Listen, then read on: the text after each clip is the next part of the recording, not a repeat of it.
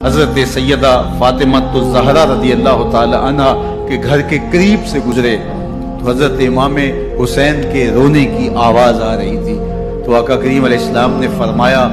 کہ فاطمہ حسین کو چپ کرواؤ، الا تعلمی ان بقاءہ یوزینی، تو جانتی نہیں حسین کا رونا مجھے دکھ دیتا ہے۔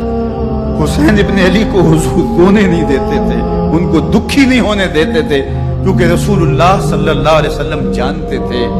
کہ یہ کتنے دکھ سہے گا، کتنی تکلیفوں سے گزرے گا اور کتنے مصائب سے۔ حسین ابن علی رضی اللہ تعالیٰ عنہ کا سر انور دستے قاتل نے تب کاٹا جب وہ سجدے میں جھکا ہوا تھا۔ یزید نے کہا میں بیعت لوں گا، امام حسین نے کہا کبھی بھی نہیں دوں گا، یہ سر کٹ سکتا ہے جھک نہیں سکتا۔ اور یہ اس بات کا اعلان تھا کہ ہم جیت گئے اور حسینی ہار گئے، اور لشکر یزید میں غوغا مچ گیا، نعرے بجنے لگے کہ ہم جیت گئے، دیکھو امام حسین شہید کر دیے گئے، اور سر کاٹ کے نیزے کی نوک پہ چڑھایا گیا۔ لیکن لشکر یزید سے آواز آئی، یہ کیسا سر ہے جو کٹ کے بھی سر بلندی ہے، کٹ گیا ہے پھر بھی اونچا ہے، یہ سر سجدے میں کٹا ہے، رب کے حضور عبادت کی حالت میں کٹا ہے۔ حسین آج بھی سجدے میں ہے، بلکہ کٹے ہوئے سر کا رخ زمین کی جانب تھا اور کٹی گردن آسمان کی طرف، یوں نیزے پہ پرویا گیا، بآں کے سر نیزے پہ اور سوئے زمین ہے روح، یعنی سجدہ ثانی کی ہے آرزو۔ رکعت کے 2 سجدے ہوتے ہیں، ابھی ایک سجدہ ہوا تھا کہ دست قاتل نے سر کاٹ دیا، کہا حسین کی پیشانی میں دوسرے سجدے کی تمنا مچل رہی۔ یہ تھا حسین ابن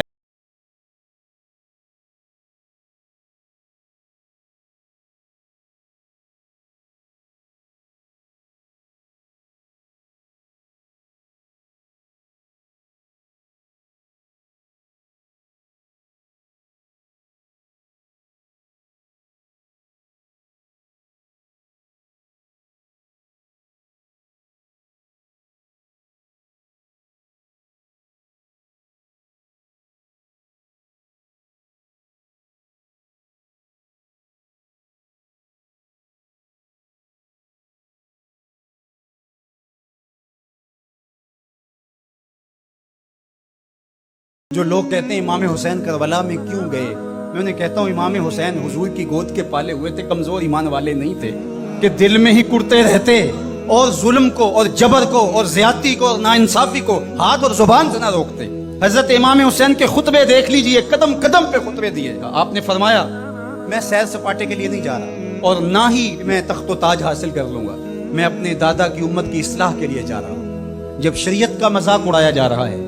شریعت کی شکل بدلی جا رہی ہے، خلافت کا رشتہ قرآن سے ٹوٹ گیا ہے، یزید اس سارے نظم کو بدل رہا ہے، تو کیا نبی کا نواسا جس کو حضور نے گود میں پالا ہو وہ خاموش ہو کے بیٹھ جائے؟ کہا حسین ایسا نہیں ہونے دے گا، اور اس کی جو بھی قیمت ادا کرنا پڑی حسین وہ قیمت ادا کرے گا۔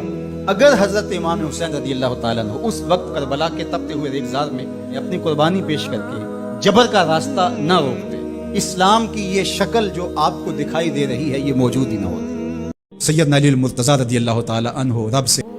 کہ میں نہیں کر سکتی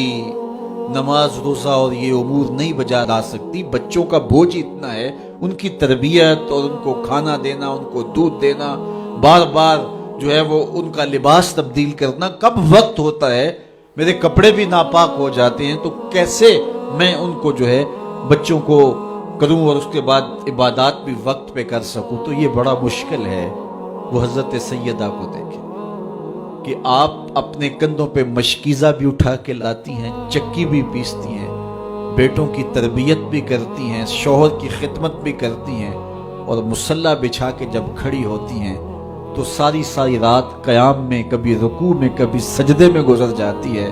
اور پھر کہتی ہیں مالک تیری راتیں اتنی چھوٹی ہیں، تیری بندی کا ذوق بندگی ہی پورا نہیں ہوتا، ایک تو رات اتنی لمبی بنا دے جی بھر کے تجھے سجدہ ہی کر سکوں۔